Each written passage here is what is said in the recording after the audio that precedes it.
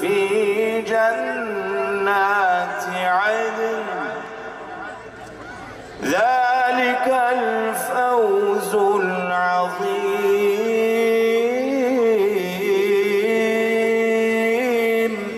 İlahi ya Rabbi, rahmetine, merhametine ve mağfiretine sığınarak huzurunda bir araya geldik.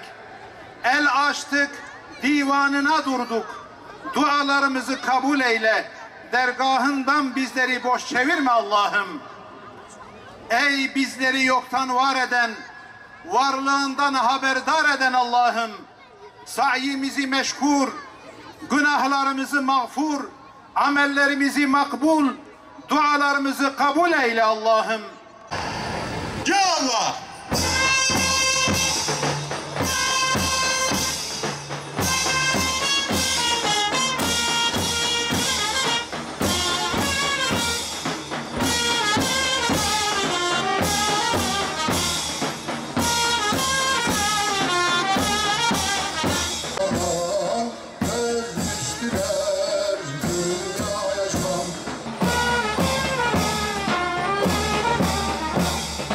Sevgilerimi gönderiyorum.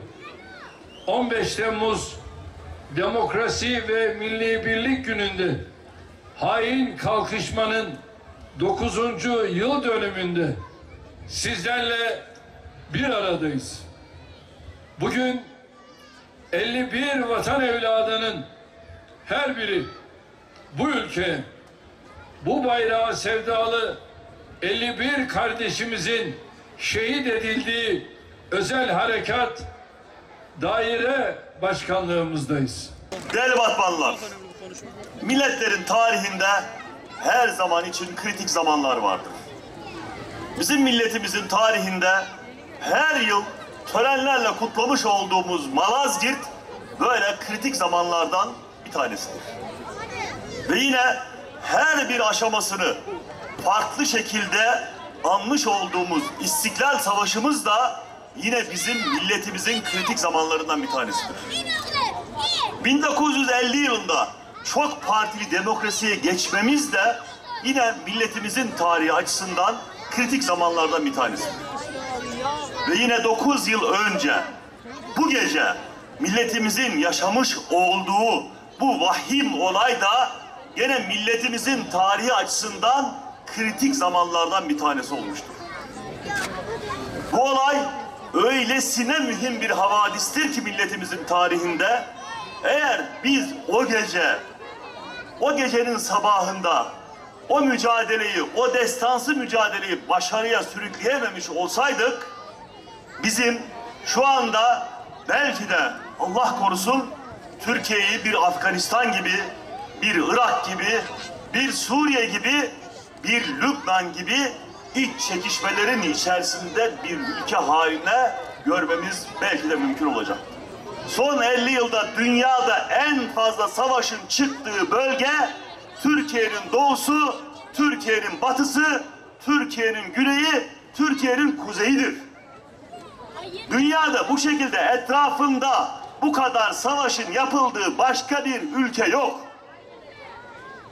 Dışarısı böyle ama içerisi nasıl derseniz ve yine dünyada bu kadar çeşitli terör örgütüyle aynı anda mücadele eden başka bir ülke yine yok. Hem içeride hem de dışarıda 50 yıldan beridir bu devlet sürekli mücadele ediyor. Ama Cenab-ı Allah'ın kanunu işliyor. Ne kadar çok mücadele ederseniz o kadar çok da başarı sizinle beraber kaçınılmaz şekilde gelir. Biz bu kadar çok terör örgütüne karşı mücadele ettik. Ve sonrasında şu anda dünyanın idmanlı ordusu bizdedir. En iyi teknolojiyi geliştiren ordu bizdedir. Ve en dinamik kendini adapte edebilen ordu Türk ordusudur. Ordumuzla gurur duyuyoruz.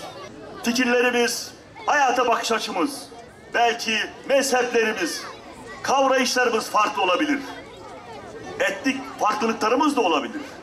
Ama biz hepimiz şu içtenlikle inanıyoruz ki hepimiz Türk milletiyiz. Hepimiz beraberce tek milletiz.